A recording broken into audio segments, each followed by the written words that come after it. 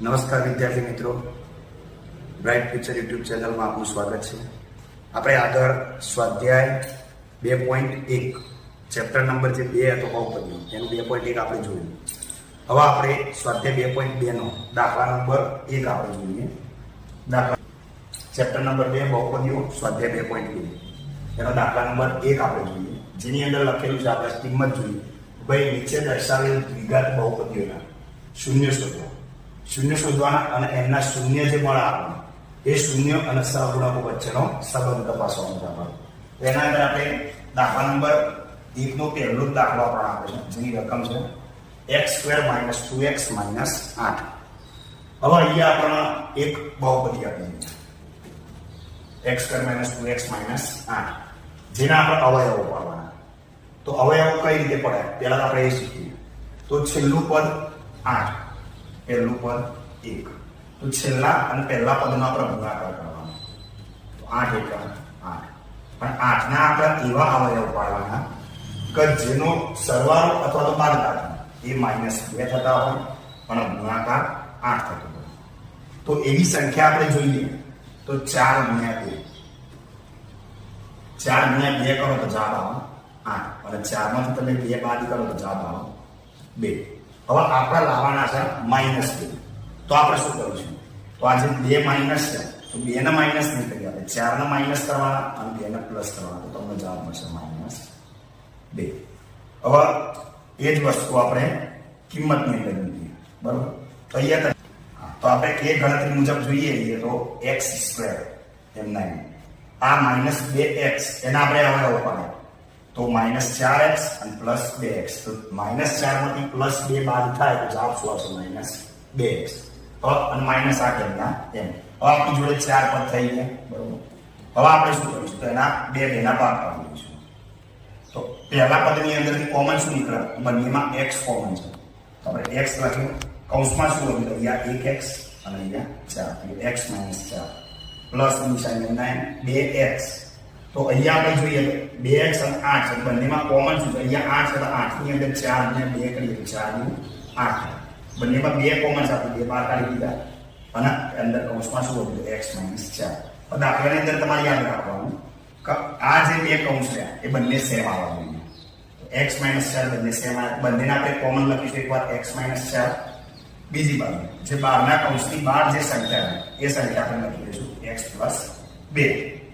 અહીંયા આપણે બંને કોમન સંખ્યાઓ લખી દીધી, x - 4 અને x + 2. હવે આપણે શું કરીશું? તો x ના કરતા બનાવીશું. તો x ના કરતા બનાવીશું તો આપણે શું થાય? +2 બરાબરની પેલી બાજુ જશે, શું થઈ જશે? -2. જ્યારે 4 બરાબરની પેલી બાજુ જશે, થઈ જશે +4. આપણે 2 શૂન્ય મળી ગયા, એક મળ્યો -2 અને એક મળ્યો 4. હવે આપણે જોઈશું તો શૂન્યનો સરવાળો. સૌપ્રથમ શૂન્યનો સરવાળો છે તો આપણા ટેક્સ્ટ બુકની અંદર શૂન્યના સરવાળા માટેનું સૂત્ર તમને આપેલું છે -b/a. તો b/a એ શું છે? તો આપણે તમે આગળ ભણ્યા છો કે બહુપદીનું એક પ્રમાણિત સ્વરૂપ છે ax² + bx + c બરાબર 0. આ પ્રમાણિત સ્વરૂપની અંદર આપણે જોઈએ જે પહેલી સંખ્યા હોય એ a કહેવાય, બીજી સંખ્યા b અને ત્રીજી સંખ્યા અચળ પદ એટલે કે c. અહીંયા આપણે જોઈએ તો b કયો? તો -2. અને એ સૂત્રની અંદર તો ઓલરેડી માઇનસ છે, તો શું થશે? -2 છેદમાં a એટલે આપણો x એટલે કે 1. - દૂર થઈ જાય એટલે જવાબ શું આવશે? 2. એટલે કે તમે શૂન્ય જે આપણને મળ્યા આ બંને શૂન્યનો તમે સરવાળો કરશો તમને જવાબ મળશે 2. એ જ રીતે આપણે જોઈએ શૂન્યનો ગુણાકાર. તો શૂન્યના ગુણાકારનું સૂત્ર છે c/a. હવે આપણે પ્રમાણિત સ્વરૂપમાં જોઈએ કે c એટલે અચળ પદ, તો -8 અને a એટલે આપણો 1. તો -8/1 કરીશું, જવાબ મળશે -8. તમે શૂન્યનો ગુણાકાર કરશો તો તમને પણ જવાબ મળશે -8. હવે આપણે દાખલા નંબર 1 નો બીજો દાખલો જોઈએ. દાખલા નંબર 1 નો બીજો દાખલો જોઈએ, જેની રકમ અહીંયા આપણે આપી છે 4x² - 4x + 1. જેના આપણે શૂન્ય શોધવાના છે અને શૂન્ય શોધી પછી એનો સરવાળો અને એનો ગુણાકાર કરવાનો છે. તો આપણે એ રકમના આપણે જે આગળ પહેલા દાખલામાં પણ જોયું, તો પહેલા શું કરવાનું? આપણે તો છેલ્લું પદ અને પહેલું પદ એ બંનેનો ગુણાકાર એટલે કે 4 - 1. તો શું થશે? 4. હવે 4 ના એવા અવયવ પાડવાના કે જેનો સરવાળો અથવા તો બાદબાકી એ -4 થતું હોય અને ગુણાકાર 4 થતો હોય. બધાને ખબર છે કે 2 × 4 અને 2 + 2 કરીએ તો 4, પણ આપણે -4 લાવવાનું. તો આપણે શું કરીશું? તો બંને 2 ને માઇનસ કરી દઈશું. -2 તો માઇનસ પ્લસ એટલે 4 નિશાની માઇનસ.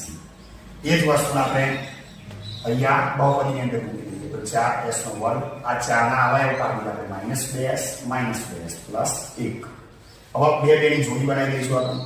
બંનેમાં કોમન શું? તો અહીંયા આપણે જોઈએ તો 2 અને s બંને કોમન છે. આપણે 2s કોમન કાઢીએ. કૌંસમાં શું વધ્યું? તો અહીંયાથી 2s વધ્યું. અહીંયા 2s કોમન લઈએ એટલે 1. માઇનસની નિશાની એમના એમ. હવે આ બંનેમાં કોમન તો શું નીકળે નહીં, તો આપણે 1 કોમન કાઢીએ. હવે અહીંયા આપણે જોઈએ 2s - 1. હવે આપણે જોઈએ ભાઈ અહીંયા પ્લસ છે, અહીંયા માઇનસ કેમ? તો તમે જુઓ કે કૌંસની આગળની નિશાની માઇનસ છે.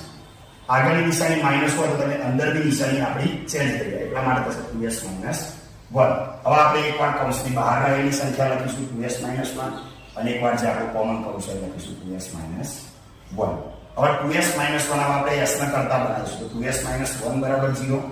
અહીંયા પણ 2s - 1 બરાબર 0. s ના કરતા બનાવો તો s બરાબર 1/2. અહીંયા પણ -1 બરાબર બીજી બાજુ જશે તો પ્લસ થશે.